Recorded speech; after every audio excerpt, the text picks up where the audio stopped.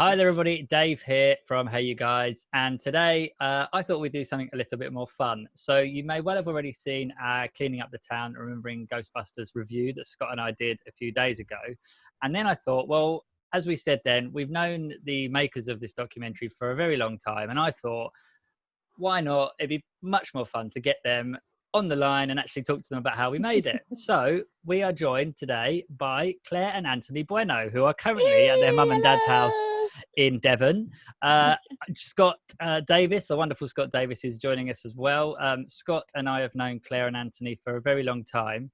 As I said in the video the other day, we're really, really proud of what they've made. And if you haven't seen Cleaning Up the Town yet, and if you're a Ghostbusters fan, then you absolutely 100% must watch this documentary, because it is, as Scott said, which I think is spot on, the definitive guide to Ghostbusters. Oh, thank you. So, Claire and Anthony. The check's in the post, yes? Yeah. If you could give us some dosh a bit later, that'd be excellent. So, guys, let's just start off by where did I know you've been making this for a very long time. Where did the idea first come from, and sort of what was the genesis of how it all began? It goes back to 2007, and I was working on the documentary on American welfare in London called Beware the Moon.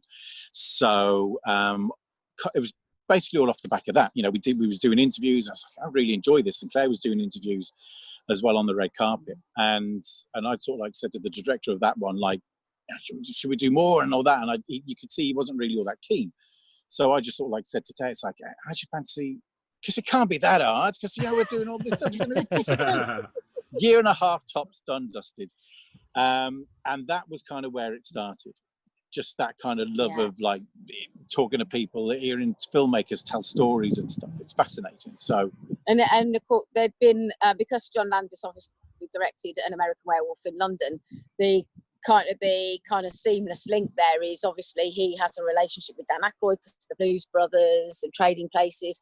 So you took an ideal opportunity to ask him if he thought Dan Aykroyd would be interested in, you know, participating in a documentary about Ghostbusters, because without Dan Aykroyd you wouldn't have a documentary, because, you know, it was his concept, and you know, so you reached out, you spoke to John, didn't you? Yeah, after we'd interviewed him, and the opportunity arose, and I just sort of like said, I get Dan Aykroyd for an interview because I want to do one on Ghostbusters. Well, yeah, sure, I could get you Danny, and it was like, right, that's it. Fair play. Get writing, get doing this. Yeah. And that's where it started from there. That was summer of 2007, and we started filming, sent out the invites and started filming beginning of 2008. Yeah. Okay. And so obviously that's quite a long time ago. So you've gone from your 18 months, we'll get it done and dusted. So fast forward 14-ish years. 12. Well, it was 12 when we finally finished. When we finally finished, it was 12. But now we're going into 13. So what's the other thing that I want people to take away from this particular chat is, if you're a budding filmmaker and you want to learn how to do this sort of thing, so we'll ask some questions around that. So why has it taken so long from then to now? Well, naivety. That's what it was. Pure and simple. I think the biggest challenge it was because it's you know, we live in the UK and everybody's in the United States, and so logistically it's been tricky. We chose as well to retain creative control. We chose to self-fund the film. So what we would do was we'd get out, you know, we'd do different contract work and things like that, and we would pool our money, and instead of going on holiday, we would then fly over to the States and do interviews and shoot locations, and that's how we did that for the first sort of 8 years, wasn't it? Really, because there's a lot of interviews there. There's like we filmed over 70 people, and there's 46 of them in the doc, and the others are all on Ghostbusters 2. But that, just the logistics, it was just, you know, just getting like a huge like cast and still very high profile people to kind of sit down and interview. I mean, Dan Aykroyd took 4 years in the end to actually sit down, and that took a bottle of vodka and and that wasn't us bottle of drinking vodka in Soho, but that's another story. But it was just that. It was just the logistics. I mean, we Yeah. went over. We did like a couple of trips that first year, Yeah.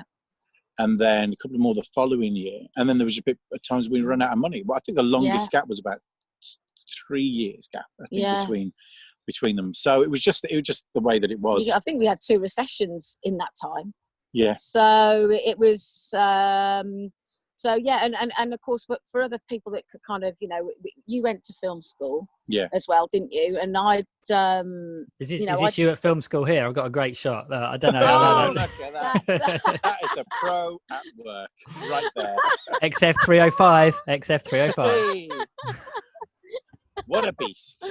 That was it. That was you shooting Dano's apartment. That was it. It was in Central. We were in Central Park. That was 2004. So we were, and it was like, we're going to go do loads of cutaways. So it was just us going around. I think we only used like 2 shots, like shot loads of stuff, like 2 very brief shots. It's all royalty free as well. But yeah, just the way that it worked out. But it was just it's kind of fun anyway. You're going around seeing all these locations, and then you're figuring out, okay, how are we going to film this? And then in the end, it's like, got no permits. It's just like, right, get the camera out the bag. Come back in the bag. And that was kind of that was it. That was like how lots of that was done. It was a bit like London. You can't you know, you can't put a tripod down, can you? Yeah. Without getting a permit. So we did it very is it surreptitiously? Discreetly, yes. It was very discreet outside Trump Tower at one point. Who'd have thought it? 2004. Oh, where are we now? 2020. Oh, those mad days. What a mess. Okay, so you're collecting interviews. You're collecting all of your B-roll. Okay, let's introduce Sony or Columbia into this. So they own the rights still to the Ghostbusters property.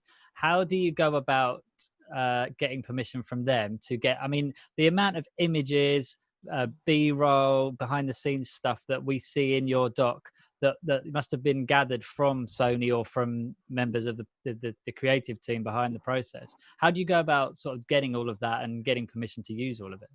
Well, you don't tell them. And you just walk away. I mean, to start with, you could start by making a documentary and feeling very encumbered by the fact that you've got Sony licensed material in there, and you always wanted to make a film that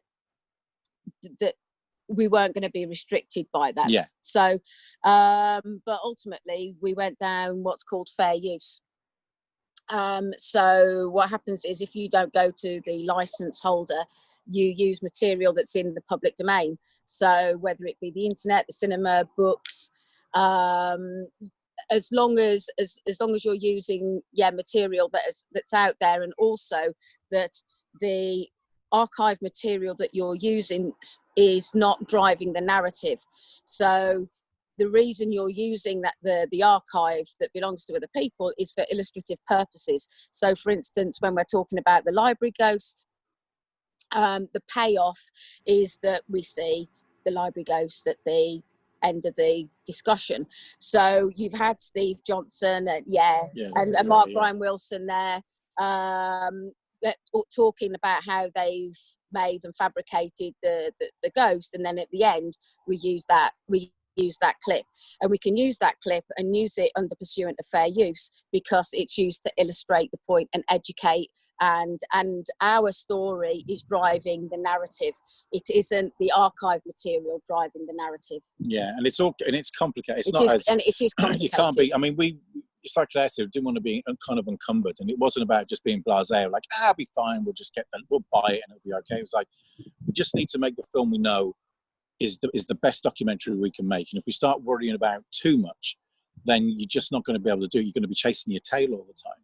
So we just sort of like set out, we made it, we did what we needed to do, and that's when you got to get a lawyer that is like finely tuned in sort of like how fair use works, because it is a minefield. I mean, as long as you're not taking the mick basically, and just like being blatant with like using loads of footage from the film or anything else, then we kind of get away, I suppose, is one way of putting it, but then you're allowed to use some of those things. But it's really strict, really kind of like, you know, images that we used There's some of them there from lobby cards. Oh, right. Thank you. So you get the lobby cards, but you can't remove all that information. You can't remove the copyright information or anything else shows. That's the original image. You have to show all of that. That's legally what you have to do. So we had to change where we'd removed it and made it look all kind of clean. But no, we had to put all those things back in. So it's very complicated, and they're very good. And we did really well. I mean, out of 800 things, we only needed to change 130. Yeah. So, but that was again, and it literally is. You have to inventory your film. So you've got a spreadsheet, and you have to literally list the time codes, where you've sourced the material from, the in and out points, and the reasons why you're using it. And the other thing, it's so granular as to, like, the one example that we've got is that Sigourney Weaver talks about working. I'm trying to get into talks about Anthony's stealing the shot. Sorry, Shift it, brother. Come on. So it is. Don't I know it? You ought to see the big head now. All this success. I'm actually sat quite number one in special interest, everybody. Number one.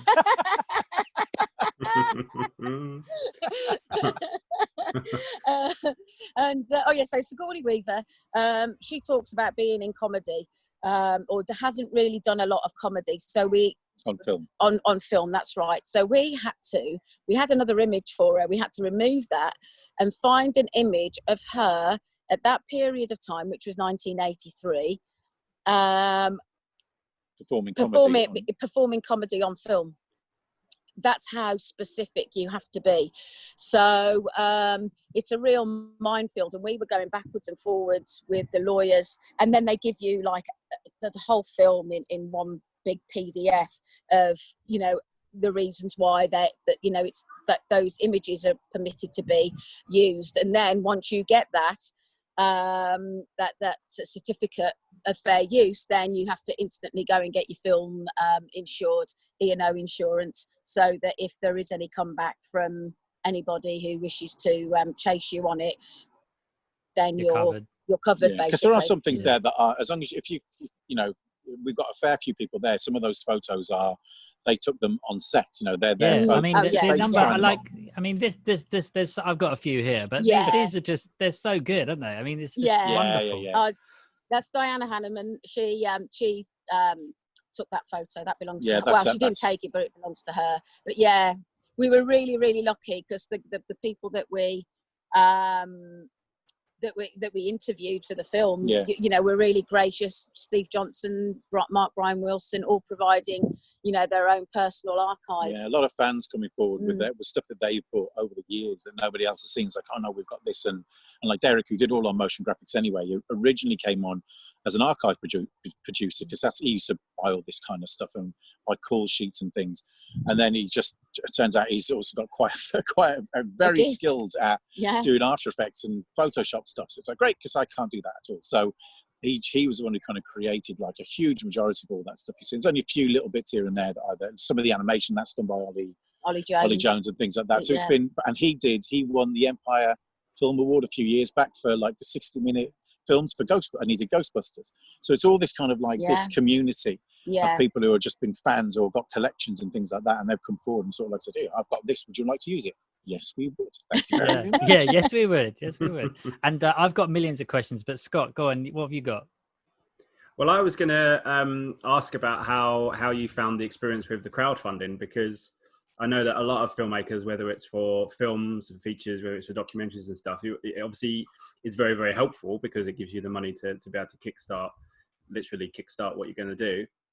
But also that obviously comes with the premature of the back end of it, which is to make sure that everyone gets what they signed up for. And I know, listening to people like I remember Zach Braff did his second film through Kickstarter, and he said he wouldn't ever do it again, because all of the back end stuff was just too tiring. He had to go around the world touring the movie, making sure everyone got to see the film, everyone's in the credits and everyone. So I wonder how it was for you doing that and navigating that, given that it was such a long time. I mean, in that process, did you have to kind of negotiate that more than you thought you would because of how long it took to put together, or was it easier than some people have said? Oh God, no, it was not easy. It was it's like highs and lows. The highs is when you get the money, you think you've actually got a budget to work with, but the lows are almost everything else. Personally, I mean, I'd say around about 90 to 95% of the people who funded or put money into the fund have been, fine, and some have been fantastic and very helpful. But then you have like a group of people that they're not filmmakers, they don't understand the way the filmmaking side of stuff works, and so you end up having to explain yourself a lot, and you end up getting a load of grief, even though you'd be quite granular in the information, and sometimes probably telling more information than you really should. But you think, no, you want to be fair. These people put money in, whether it's just they put in £5 or they put 500 or 5,000. So the money is very good. The problem was when we did the Kickstarter was even at that point we knew that the money we raised wasn't enough to really get the film done to the extent that we needed. We knew we needed at least twice as much money, but we just needed money to kind of just keep going. And it's like, okay, maybe we can find a producer or something like that further down the line. But unfortunately, we had Brexit happen at the same time once it had all done, and there's a lot that changed because all the things we kind of planned fell through. A lot of stuff we wanted to do with that money did fall through, and then you sort of like got this. You're trying to keep money to make sure that all the incentives can get made, and then it's like, but now we can't. We need to get this thing paid for, and this is important. Otherwise, we can't finish the film. So it just becomes extremely stressful. Yeah. And then Claire sort of like said, like, if you get a or a couple of producers on board that put money in, well, you only have to deal with them. But when you're with Kickstarter, then you have to deal with like hundreds of thousands of people, and some can be very reasonable and some cannot be. And in the end, you get to that point where, especially now we're at the end of it all, and you look and you're thinking, I don't know whether was it just better off just not, and thinking, let's leave it for another year or two and we'll just try and raise the money again and we'll go out and do what we've got to do. Because at least when it's your money, it's your money. And we were always very, very conscious once we did the Kickstarter, but it's difficult explaining to people how difficult it is to make films, how expensive it is. Yeah. We raised 44,000 in the end when we did the whole thing. And we went to a post-production. This was years after that money actually ran out, and we were close to finishing. We went to post-production house to get it all graded and sound mixed, and that came to over 40,000. That's just that, not including anything else. None of the. We've all done it for free, but the budget of the film would have been $1 million easy if we were all getting paid, weekly, daily wages and all the rest of it, which I keep talking to my producer about. But what are you going to do? But the other thing as well is the administration of now that the film is finished, and of course our film took a lot longer than we had hoped that it was going to take. So we had to deal with all of kind of the negative, because people start to think that you've run off with the money, and we haven't. And what people forgot to take into consideration that it was Anthony and me, Derek doing the motion graphics. There's how many motion graphics? I think there's like 800. 800 motion graphics in the film, which it's animation. It takes a long time to do, and so you start to have to deal with all of that. But then you get to kind of the point where it's finished, and now you start to send off your incentives, and it's literally been a full-time job, just organising. All the different pledge. I think if anybody goes and does a Kickstarter, they have to really seriously consider making it as simple as possible with the kind of things that you're going to be sending out as incentives. I mean, post and packaging, we've already spent, and bearing in mind we've only started to send out the incentives now, in the region of £500 just in post and packaging. And how many crowdfunders were there? There were ish. Oh, we should have this 700 and odd. 700 and something. It's a lot of people, isn't it? Yeah. It was nice to see them. I said to Scott the other day in the review, it was nice to see they all got mentioned in the credits, unlike Columbia. Yeah. I've got a special. What do you mean? But, No. I mean, like, because Columbia forgot to put all of the production team in the. Yeah, exactly. You know, this is it. Actually, one fella kind of complained that, oh, my name's not in it, and then they went, no, this is it, and because he put like some kind of handle, and we'd sent emails saying. Sorry, I didn't mean to hit. I was being. I was hoping to dig at Columbia, not at you guys. Yes, Columbia. Back in the day when they'd remove people from credits. Yeah, that was it. Yeah, we're not Columbia.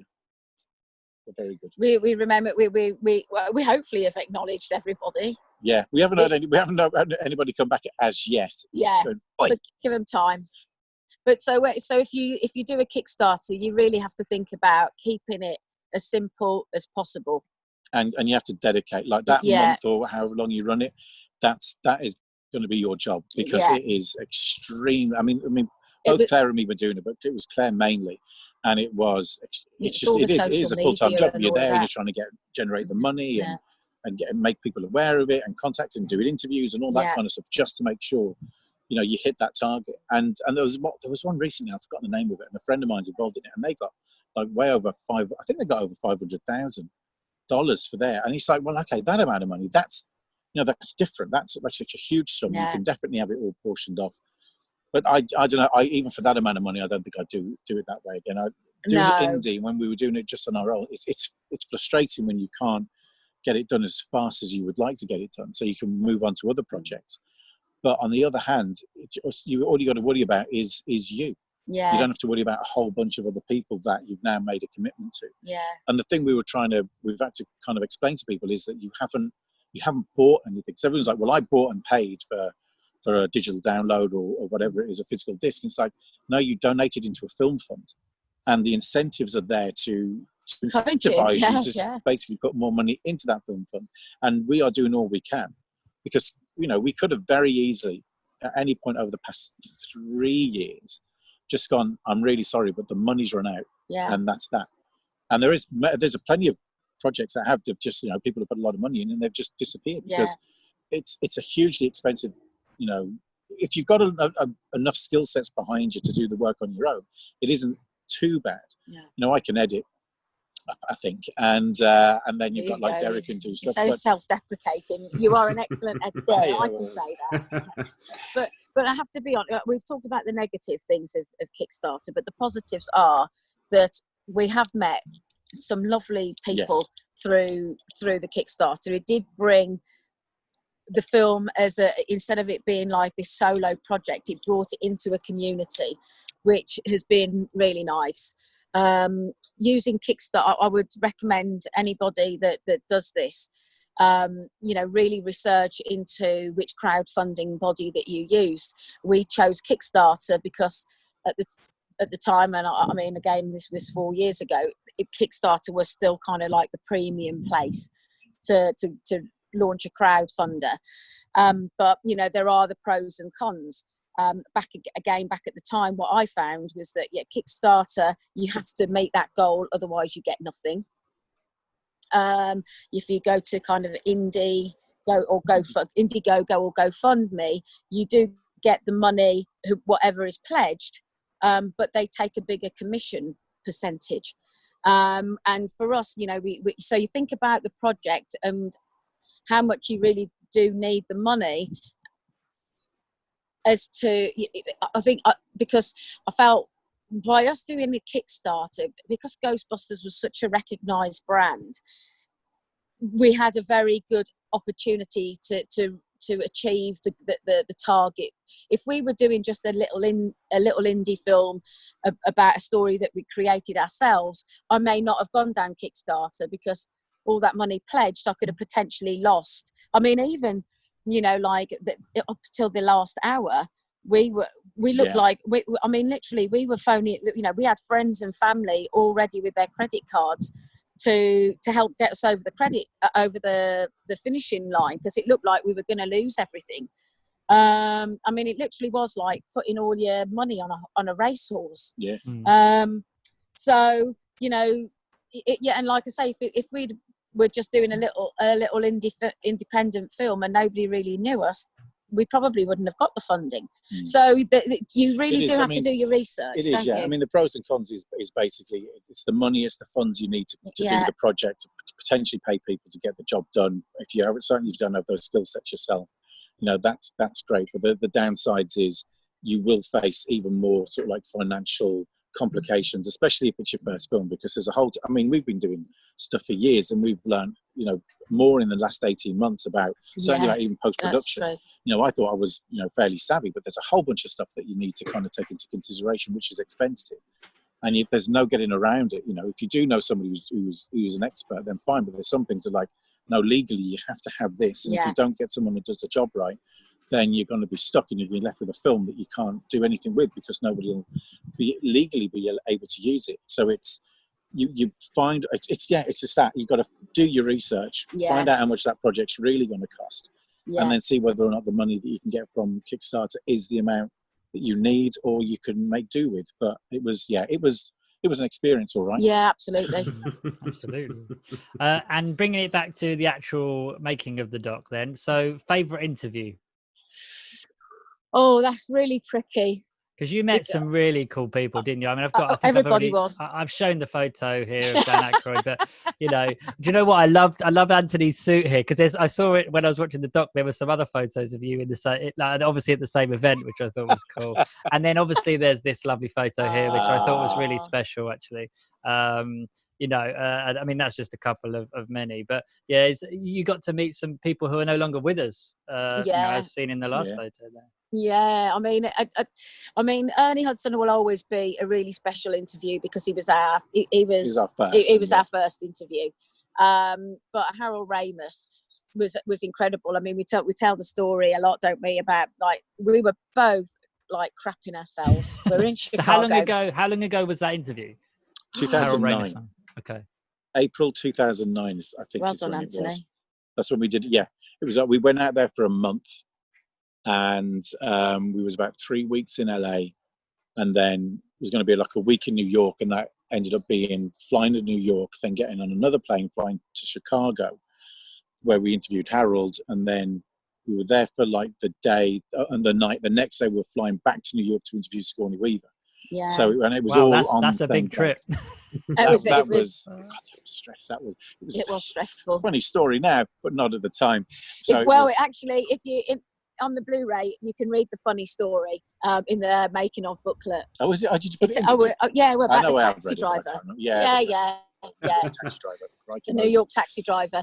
But anyway, so we stood outside Harold's office, and we ring on the doorbell, and this the door opens, and there he stood, and he's like, "It's the Ghostbusters!" Oh, that's and it was nice. Oh, it was magical, and he was the most loveliest. For somebody to be in the position that he was. I mean, look at the films that he's directed and written and been in as well. And he was so instantly disarming, and that to me says a lot about a person that he just made you feel instantly at home, and he gave us an hour and 3/4. Yeah, something like that. I think it was. We were with it. I mean, he was putting off appointments. He was going to his PA, can you put off that appointment and that appointment? And he just gave us all this time. And we had an hour and 3/4 interview, because it was about Ghostbusters 2 as well.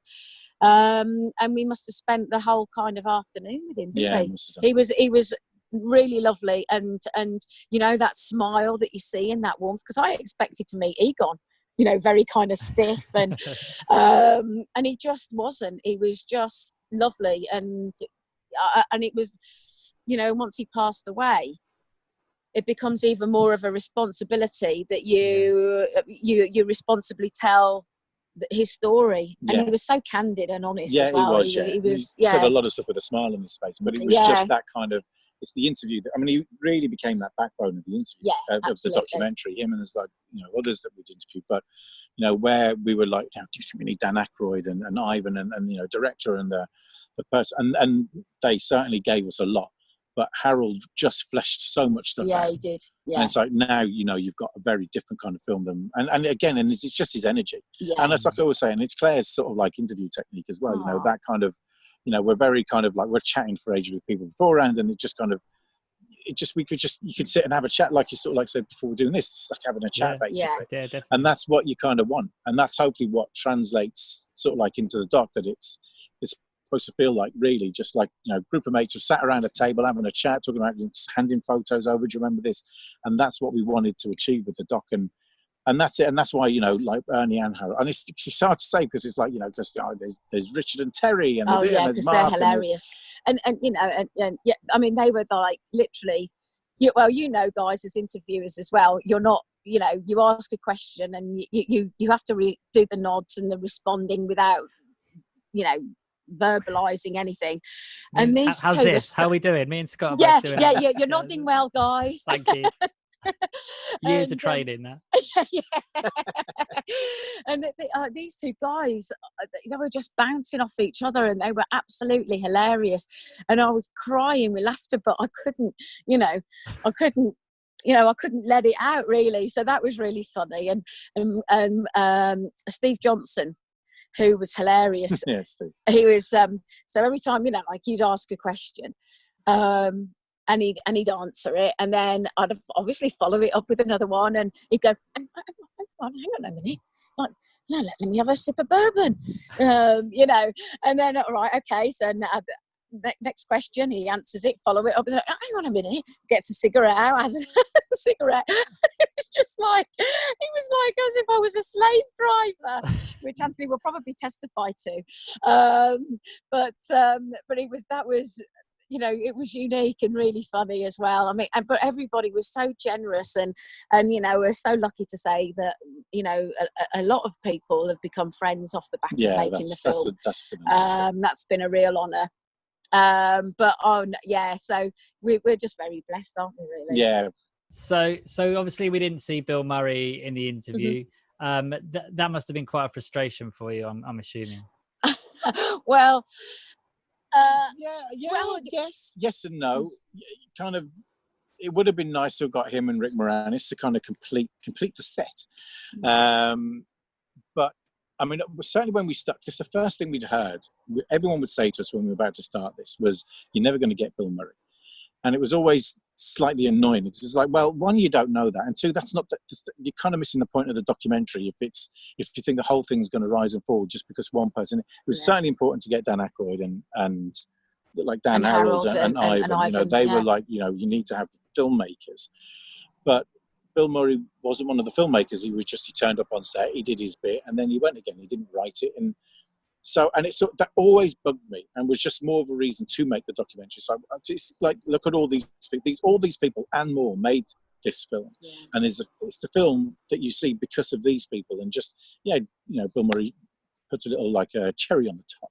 Yeah. But it's kind of frustrating. He did agree to do it, and that's probably what's frustrating, that he agreed to do an interview, but we just could never get him to sit down to do it. And that was the only frustrating thing.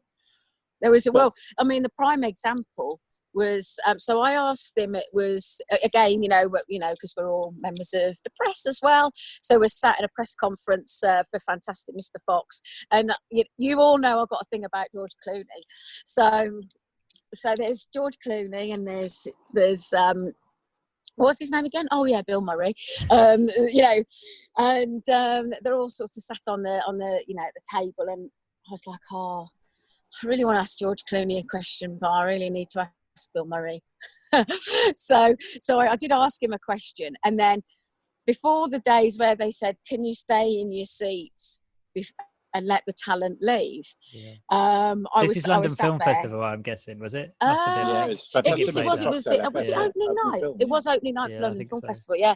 And so as soon as I was able to you know, they all were getting up to leave, I literally made this beeline for him. I'm like, Mr.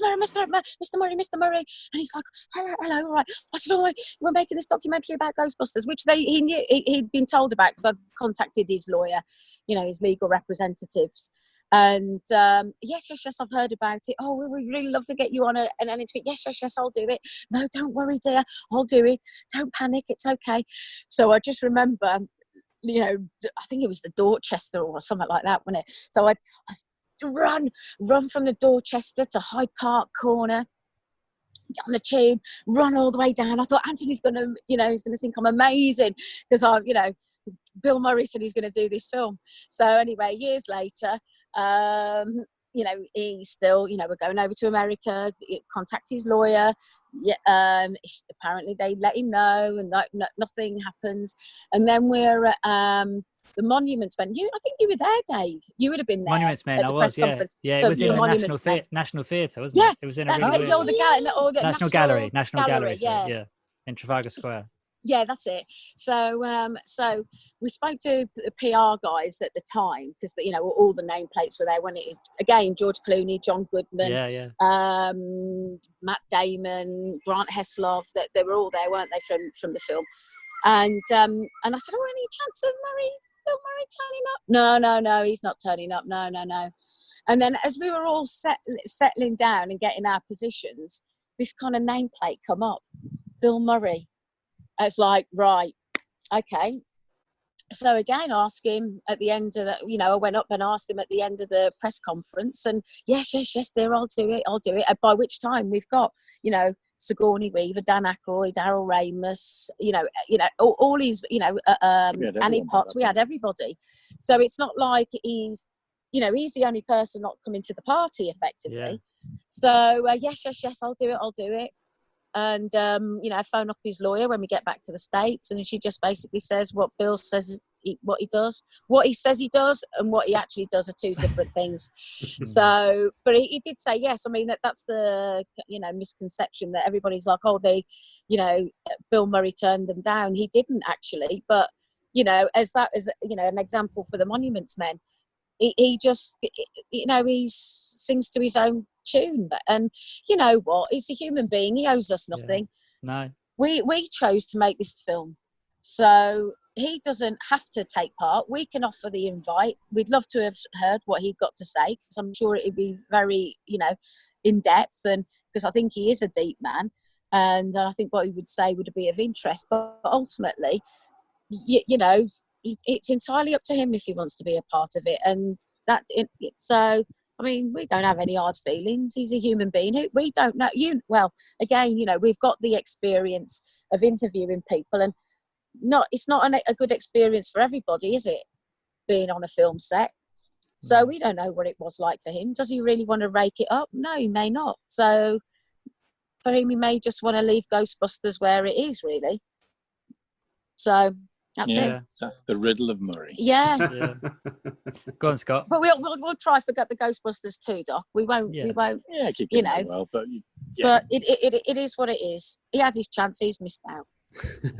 Well, I was actually going to ask you about, obviously now this one's come out, you're working on finishing for the documentary for Ghostbusters 2, which, you know, is a very different movie in some respects. You know, it came out many years later, and there was lots of back and forth with the studio, and obviously the cartoon had come out in between, so it's a bit of a different movie. But I know that you guys have spoke to a lot of the people for that as well, and some of them again have very sadly left us now. But I was just going to ask how that's going, and whether you're excited for it to come out, and when potentially you might see it, given that another Ghostbusters film is a few months away. I'm quite excited about the new film. It's going well. I think we're due. I've got to contact Derek, because I'd done an assembly, because the first edit of Cleanin Up The Town had all the Ghostbusters 2 stuff on it, and it was about 4 hours, I think. And then we just, at some point a few years back, it's like, you know, I'm trying to keep it to like clean up down to about 2 hours. You know, 90 minutes ideally, but 2 hours is probably what it's going to end up being. And if we're packing Ghostbusters 2, we'll end up cutting Ghostbusters. We're going to cut both of them short in some shape way. So it was just a much easier decision to turn around and go, do you know what, let's completely separate them. That way we can spend the right amount of time on each film, and nothing gets, you know, cut short. And I wanted, you know, pay, you know, decent respect to Ghostbusters 2, because it is an extremely well-liked film. So once we did that, so there was like always that assembly there, which was about 90 minutes, I think. And then, so I sent that all over. Once we finished up with Sorry, Anthony, an assembly is like a storyboard structure, is it? Or it's just a collection of footage on the timeline. It's kind of, it's almost a rough cut. But it's more like, you know, it was just literally interviews, sort of like you kind of cut it together and formed a structure. So it is there, it's kind of assembled, but it isn't in any way sort of like refined or got anything. We had no motion graphics on things like that. When you kind of start bringing on all the motion graphics and stuff, and you kind of got something that's closer to kind of what that finished product's going to be, then you've got your rough cut. And it's, I mean, it's probably different with films because films is just scenes and you're just sticking stuff on there. Whereas with documentaries, you've got to get all the images and whatever you're going to put on there. So you have all those things, and then you finish off your online edit, and that's when offline edit. The offline edit. That's right. Sorry, the offline edit is sort of like all of that stuff. It's all edited, it's all in, but it hasn't been conformed. You could have different frame rates from different footage. Might just have JPEGs rather than having proper like files created which need to be in a certain sort of like format.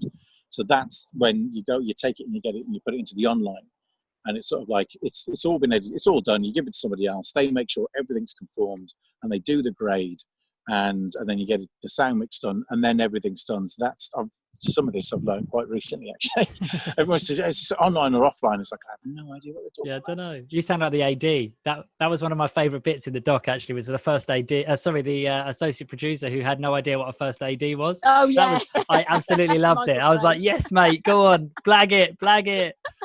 Exactly. Because a lot of the time you have to do it. And sometimes you can fall very foul. But every now and again, I always remember it was Eric Sykes.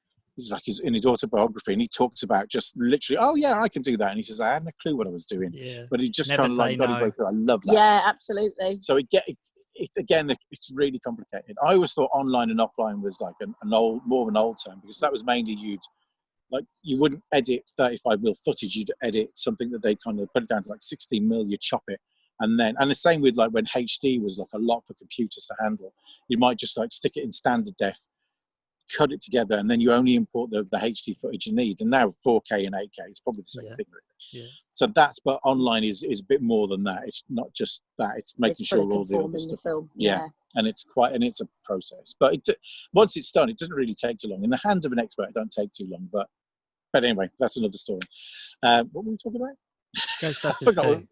Ghostbusters 2. Yes. So we had that assembly. So I handed that all over to Derek. He's been chipping away at that for the past couple of months, and he's due to be sending over the first version of the rough cut. We've got about 40 minutes that he sent, so he's due to send the rest over, and then I'll do a pass at it. Because what we found is we both edit similarly but slightly differently, and by combining both of those kind of like edit styles, we get the film what we got. So he's working on that now, and then I think we're going to sit down end of this month, watch what he's done or we've done, and then try and plan the film out. Now we've got more people that can do more motion graphics and things, so it's like, well, let's see if we can just like really, because there is we've got the new film out next year. So the first thing people are saying, well, if you get it out next year, this is.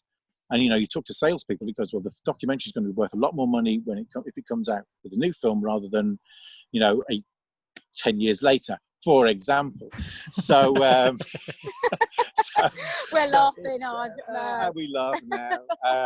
I remember about a year before the what was the Ghostbusters? Was it just called Ghostbusters? The female one. Answer the call. I think is there. So I remember chatting with you both, probably just Anthony actually at a press conference or who knows where, and I'm like, oh yeah, because that's the perfect time, and but these things don't happen fast, right? No, they don't. It's as you find, and as we found when you interview a lot of people, finding the right people and the crew. They might work with different actors, like Clooney, or work with different actors, but he always uses the same crew. Yeah. And we have found that we've worked with a lot of different people, either away from the documentary or on the documentary, but there are some that just get what we're trying to do. And Derek and Anthony, Derek Osborne and Anthony Zart have been those prime examples. Jamie and Dave, who did the music, they were big fans, and they knew what we sort of like was trying to achieve. So when you get like a group of people that you work well with, that's what you want to try and stick with. Now, you do. Yeah, you do. And we've, since starting with, there's other people that we've met, and it's like, great. Well, we could have about 4 people working on motion graphics, and I can do a little bit, but I'm not that good. So now we can go, okay, well, we'll try and portion it all up. So, Derek does like the ones that he particularly wants to do or is particularly good at doing. We can give some of those more simpler ones over to this person, and that way, hopefully we can get through. Because the 2016, well, that was it. The Kickstarter was to have the money to pay for the people to do the job and burn through it. And it did not work out like that at all. Yeah. Which I would say now was for the best. Is Ghostbusters 2 crowdfunded as well, or is that, have you? No, not really. No. I think it's all the money went into cleaning up the town. There was nothing kind of left over. I don't No. even think any interviews were done for Ghostbusters 2 people with that Kickstarter money. No. And we did, you know, briefly you start thinking, should we do like another Kickstarter for that? But after this, it's like, it ain't worth it. And now we have a better understanding of distribution and how that Is it works. easier? You must have learned so much. So is it actually easier to produce a second film, especially with the success of this one, to be able to say to backers and producers and whoever else you may need to say, look, this is what we made, here it is, and give them a copy, and then they watch it and they go, it's brilliant, and then they know what they're going to get, you know, to a point for the second one. Exactly. Yeah, I think this time round, you know, because we've got like sales representation for it already, so they'll be looking at what they can do is if they can find somebody to do a pre-sale, so there's a guaranteed sale at the end of it, then you can go and find other producers and film investment that will then put money into your film, so you won't have to do a crowdfunder. It will be I don't want to use the word legitimate, but in a more kind of conventional way of funding a film, I think is probably the best way of putting it, because obviously Kickstarter is legitimate, but just not necessarily. It's quite new. It's still relatively new, isn't it? In the and actually what we found as well is that because, you know, Kickstarters, you know, they contribute from all around the world, which is amazing, but then once you strike the distribution deals, each territory is different, obviously. So for instance, even sending out the Blu-rays, we've got a US deal, so we can't send out region A discs or region 3 discs, for instance, to help so we can send everybody discs worldwide. You can't do that, because if you've got an all rights deal with America, that means that they are in charge of TV, theatrical and home entertainment releases, so you can't send discs to the United States. So it becomes it's really complicated. So now we've only been able to get in the region B discs for Blu-ray, so we can just send to Europe, UK, I mean, obviously you were in Europe, but, you know, and Australia and New Zealand. So we've been able to look after those crowdfunders, but we can't look after the US crowdfunders yet, because it's not out on Blu-ray in the US yet. So so I think by going through a more conventional format of financing a film is definitely the next it is. Call for us, isn't it? Again, it's like we said earlier on, you're dealing with, like, you know, the sales agents or producers, a group of people that understand how that whole thing works, which is complicated enough. Not a group of, you know, hundreds of people that don't know how it works, and quite rightfully probably don't really understand, because it's like I'd get a bit like frustrated. It's like, well, hang on, I put money in here, and these people, which is the comments that we sometimes get, they're seeing it and we pay for this. It's like, we know that and we're doing our best, but it's like the decision was either you don't see it at all because we don't have the money to do it, or we do this deal, which means you're just going to sadly have to wait longer. And it's frustrating, and we don't like it being that way, because, you know, you want to. It is. It's just the way it is. It's like it's either that or go bankrupt. That was what you know. We were looking down the barrel of that gun on more than one occasion, because it's like we not just bankrupt the company, bankrupt personally, because it's like we've got so much debt that's like far and beyond anything we earned through Kickstarter or anything else. It's just like it's a huge amount of money that it's like we need to get this paid off, and it's not. And you know, like, knowing us as well, we're just nice people, and we just want to please. You are, and I think that's why that's why. So honestly, I said it on the other video. I've already said it here, but we are so proud of what you've made. Oh, like it's so good. And I guess it's not just the making of something decent, it's the nightmare, or not necessarily nightmare, but the journey you've gone from 13 years ago, whatever it was, to now. It's incredible, right?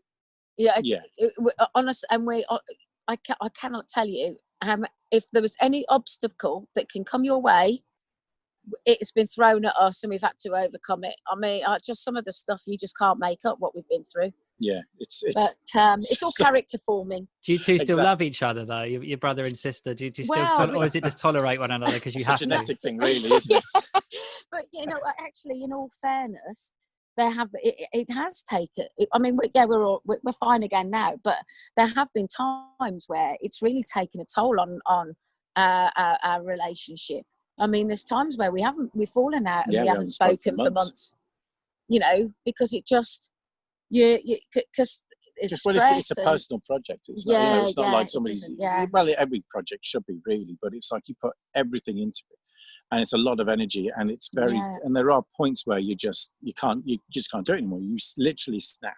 Yeah. And even up until literally just a couple of 2-3 weeks ago now, we were still sort of like battling with these deals and stuff like that, and it's just got to this point with me where I was just like, can't take this anymore. Yeah. It's like, what a week I'm having. But it was just like, I don't bloody believe this. It's like, we've done all of this stuff and the film's done, but it's not. There's done and there's done, basically. I mean, it's like, and I was nearly done.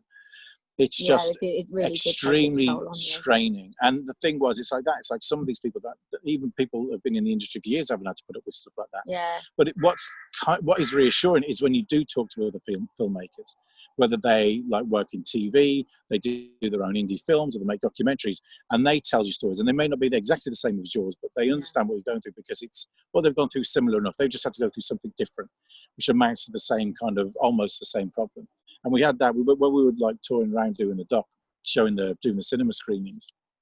And we've met up with a few friends and stuff that we made along the way.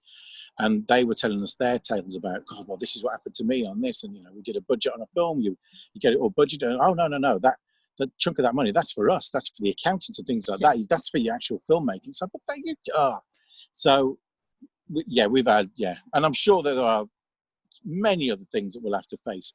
But I think importantly, it hasn't put us off. No. There have been moments, but you look back and go, but I still want to get that other documentary made. I still want to go and make more documentaries. I still want to make actual films. Well, not actual films, you know, narrative films and things like that, just to see if I'm actually any good at it or not. So it's all those things I've been thinking about for years. So hopefully now Cleanin Up The Town's done and Too Hot to Handle, we will be a bit more manageable, that we can spend a bit of time on doing things. Like working in the garden. I've been loving the seagulls, the seagull soundtrack in the background tonight. I think we weren't recording when we started. Put the flock of seagulls on if you want. You said the beach. The beach is how far away? It's down there. Yeah, it's about a mile. 2 miles, something like that. We've never liked you, really. I had one other question that I'd like to know the answer to, and that is, obviously in the doc you have so many of the production team and lesser known people, so the puppeteers and people like that. How on earth do you go about finding them? Is it a case where one person just puts you in touch with another and it goes on that way like a cycle? There is a bit of that. Yeah, there is. Yeah. I mean, originally it was like you scour through IMDb or whatever and go, as we like mentioned with Columbia, not crediting a bunch of people. Yeah. So you just don't even know they exist, really. They've worked on a ton of other films, but you don't know they worked on Ghostbusters. And it was very much like you go around, you interview some core people, and they say, "Oh, have you spoke to like Mark Wilson?" It's like, "Oh, what was he to do with Simon?" Well, he played him. I bloody thought so. It's like, yeah, just it wasn't credited. No, he wasn't. Oh, right, okay. So then he puts you in touch with Mark, and then that Mark says, "Oh, have you spoke to Stuart?" No, well, he was at a creature shop. You want to talk to Stuart? He's like, and it just grew from that, and it's really nice, and it gives you a chance, and them a chance to go. And again, point to the documentaries, like these people made this film, and every film's like this. There's a whole bunch of people you never see or hear from, and they've all got personalities that you can see threaded into the film in some shape, way or form. And that's the reason why Ghostbusters and other films like Back to the Future and the Goonies and things like that are the films that they are. It's not like one singular person, you know. Goonies isn't Goonies just because Steven Spielberg produced it. It's because all these people came in, made it the film that what it is, and that's when you the fun part about it. And you hopefully when you see that and you learn about it, it's like, that's what I want to do. I'd be on a set with all those people having a laugh. Do you not? I mean, you know, sets aren't always a laugh, but what a way to make a living. But we even put into practice what we were taught. Really, oh yeah, we did. You know, and I mean, you're better at explaining it than me. So the intro to the doc. Originally, I say originally, the point where we finally planned it, because I had many ideas over the years about what it was going to be. It's going to be presenter-led, and I soon cut that one to the quick. Yeah, he put me in a place, didn't he? So we had all these ideas, and then the one was going to meet. Careful, I bruise easy. I've got to meet public now.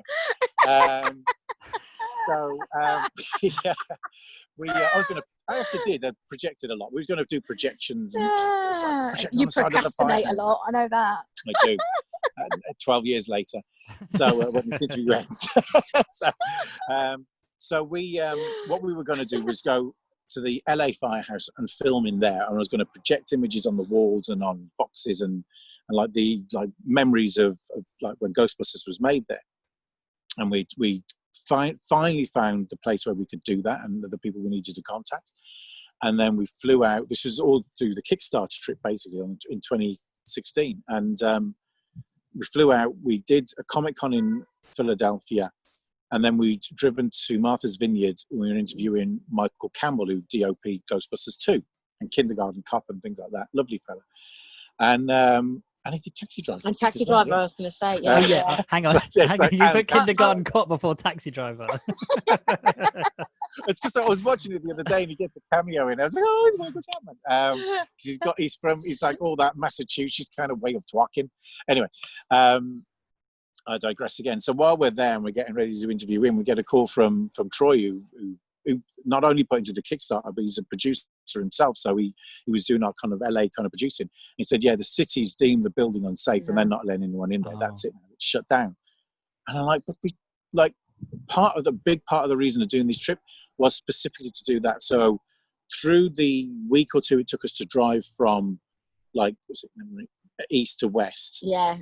East to west. Yeah. We had to kind of think up a whole intro sequence that was something we could only do there and not wasted all the time and money we spent flying out there.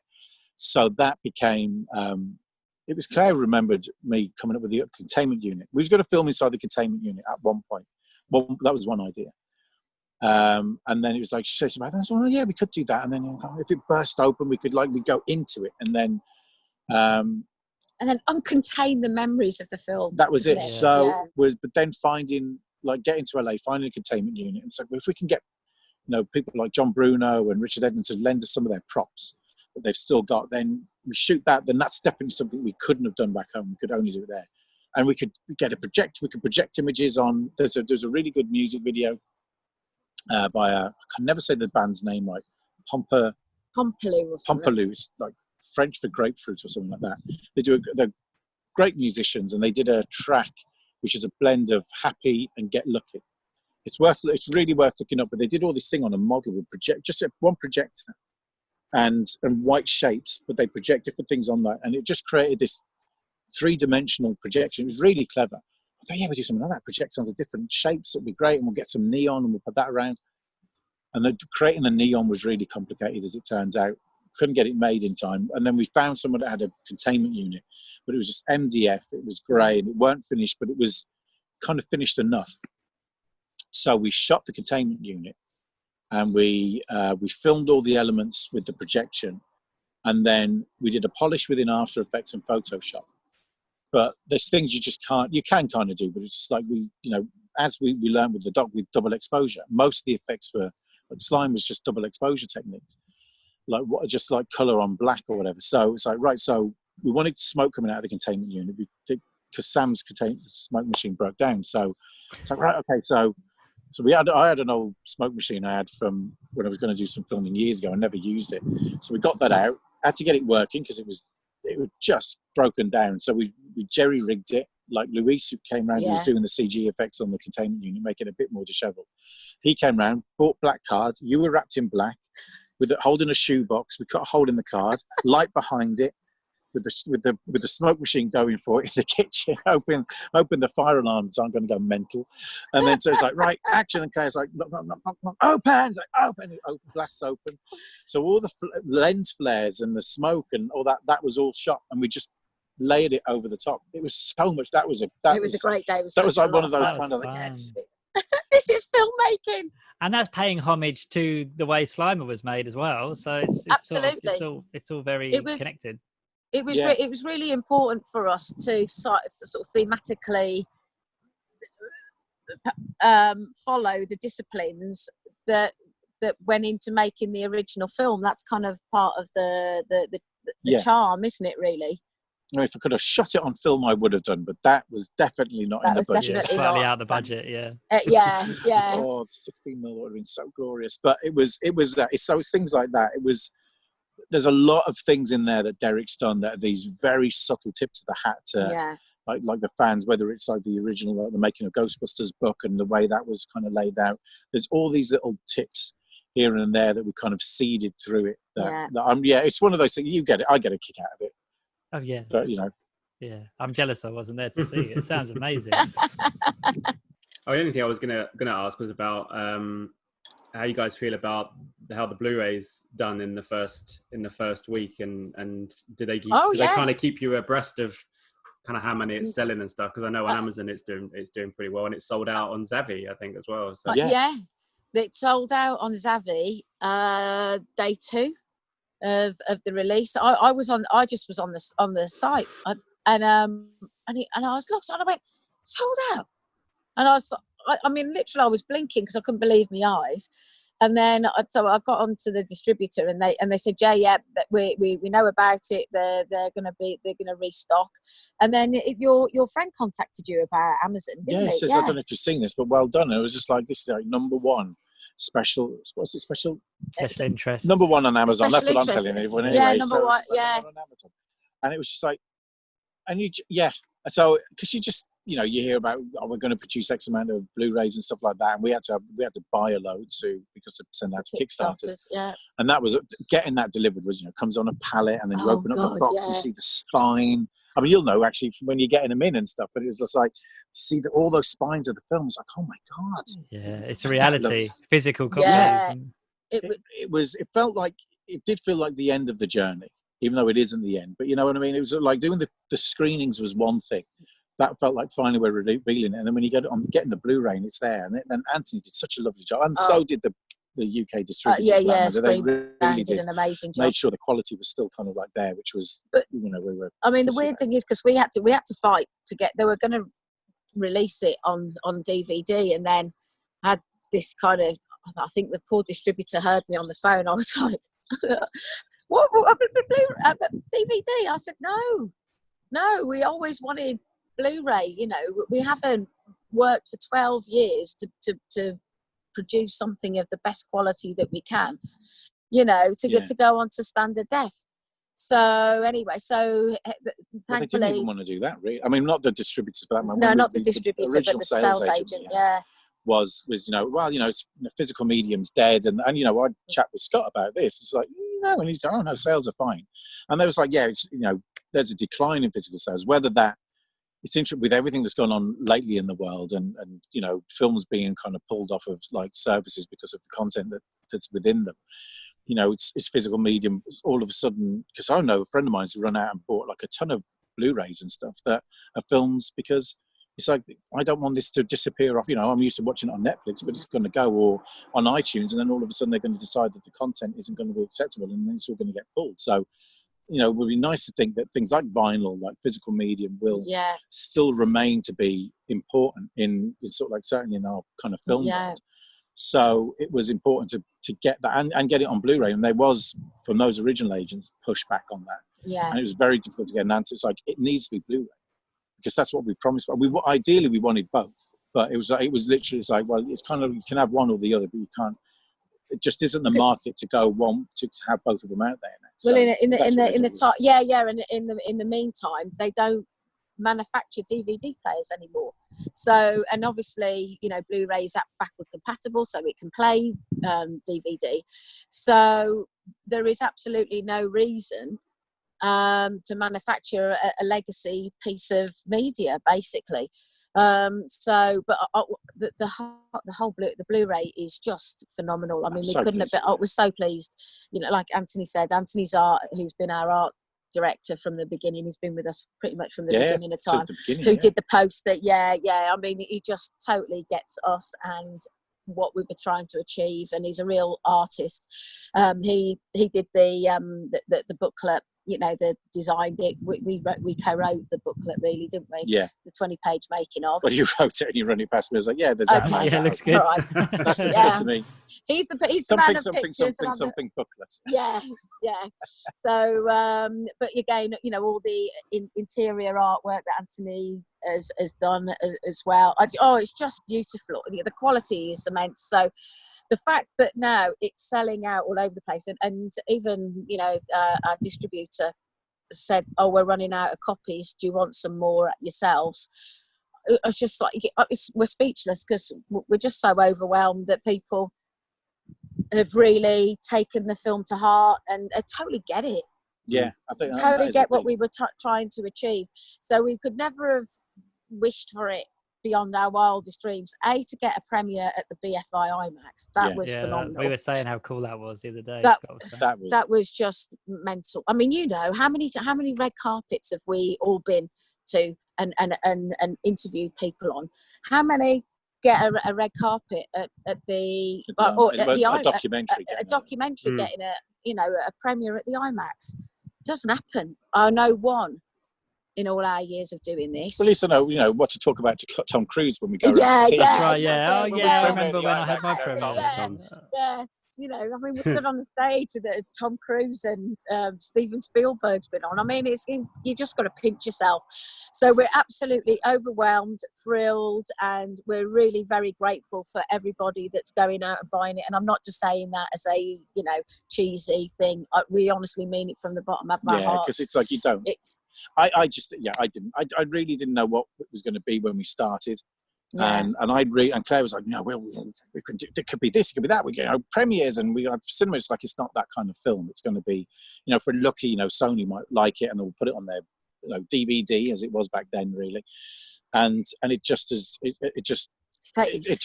went. And then we're like, it was like, we will get theatrical lights. We'll do this and we'll do that. Yeah. And then we go over to Canada and they're screening it over there. It's like, right, okay, then this is a thing now. There's actually a thing that's going on. It isn't just some sort of like... You're not sat in your bedroom anymore, editing away. Office, or your old bedroom. Yeah, it's just your old bedroom, yeah. I noticed on Amazon they've put the price up. Oh, yeah. Yeah. Yeah. Is that a good sign, is it, when they put the price up? Well, normally in retail circles, you usually get... We can't give too much away, obviously, but they have a price for a certain time, and then obviously they have to protect the margins, don't they? So so for example, if the first week a certain movie will come out and it'll be X amount of pounds, then in 2 or 3 weeks' time, to protect the margins, they obviously can't keep it at that price. But then at some point, it will come down again. So it's I wouldn't say it's a bad sign at all. I guess it's just costs being what they are, but. Not complaining, people are still buying it, so Yeah, they are, and I hope they continue to. Have you heard from any of the interviewees who've seen it and what they thought of it? Yeah, we have actually. They've been, there's been John Bruno, Brian Wilson, Mark Siegel. I mean, Mark Siegel was in tears, wasn't he? Yeah, he was actually, because I showed him, he was over in the UK, so he came round and we. It was kind of like a, almost finished version. And he was just like, he's just started welling up. It was like, this took him straight back. He goes, because he said, he's worked on a lot of films. He said, but this was, Ghostbusters was like one of my favourite films and the best film to work on. And just seeing all of that again and remembering it all, he said it was just like, there's a few of them. Remembering Ghostbusters. Remembering Ghostbusters. But they have, and the thing is as well, I mean, we sat with John Bruno, didn't we? And who, he's got an Oscar for working on Titanic with, James Cameron. And I'm not trying to kind of name drop there. It's just that it's like, that's the kind of caliber of person that you're sat in the room with, and you're playing the film that you've made that he's in, and you're just kind of like crushing your eyes open, it's a right quality, and we're doing them justice, and it's quite nerve-wracking. But he was laughing and really responding to it, because that's the thing.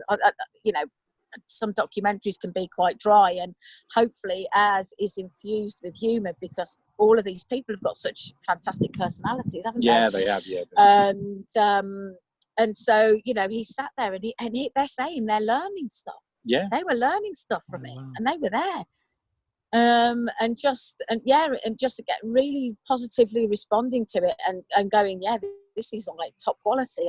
You can't get better praise than that, really. No, because sometimes you think, they're just saying that. We're in the room and they're just saying that, and then, but now people, are coming to us saying, we've got the film and we've been loving it. It's like fantastic. Which is, again, there's a whole bunch of reasons for that. It isn't just because I'm the director. I mean, mostly, yes, but but it's just, again, we're a team, and we all kind of trust each other now. That what Derek does, what I'm doing, you're doing, and everyone, and Hank and everybody else is, they're all doing their part, and because of that, it kind of all comes together. It's like it's the choreography of it all, isn't it? Synergy. Yeah, and you encourage people to collaborate and work as a team. You have a very distinct vision of what you want, but that doesn't restrict you either. You're open to, you know, like Derek bringing you an idea, and you'll either go, yeah, I like that, or no, I don't, and you will say, but you're very open. It's not like, oh, this is my vision, this is my film, and I don't care what anybody else has got to say. You encourage people to contribute,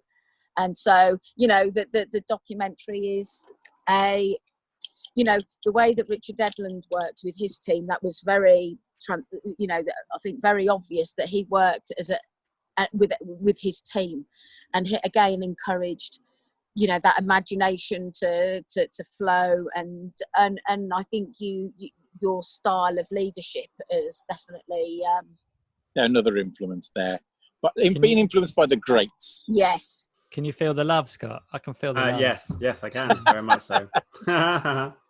But for another 6 months when we're not talking again, it'll be yeah, that's it. Yeah, we'll bring it all back. We'll show you this again, and we'll remind you of it. Yeah, that beep. Yeah, there'll be the red carpet for the next one will be yeah. We'll have to have him over that side and the producer over that side. Well, guys, thank you so much for taking the time to chat with us. It's so nice to see you, first of all, but also well done. Like around LFF. That's it. Yeah, I know. Well, who knows if that's going to happen? But well done again with this. Yeah, thank you very much, and thanks for supporting us. We really appreciate it. It's our pleasure. Thank you. Roll on Ghostbusters 2, eh? Yeah. Come on, Ghostbusters. Do the ghost thing. The ghost is like that one? In the I don't know which way it appears. I don't know. In the thing. Okay. Thanks for joining us, everybody. Thanks a lot, Dave. Like, subscribe, and we'll see you on the next episode. Take care. Thank you. Bye. Ladies and gentlemen, you're watching Hey You Guys. Hey You Guys, huh? Hey, you guys. Is that from the Goonies? It is indeed, yeah. Nice. Hey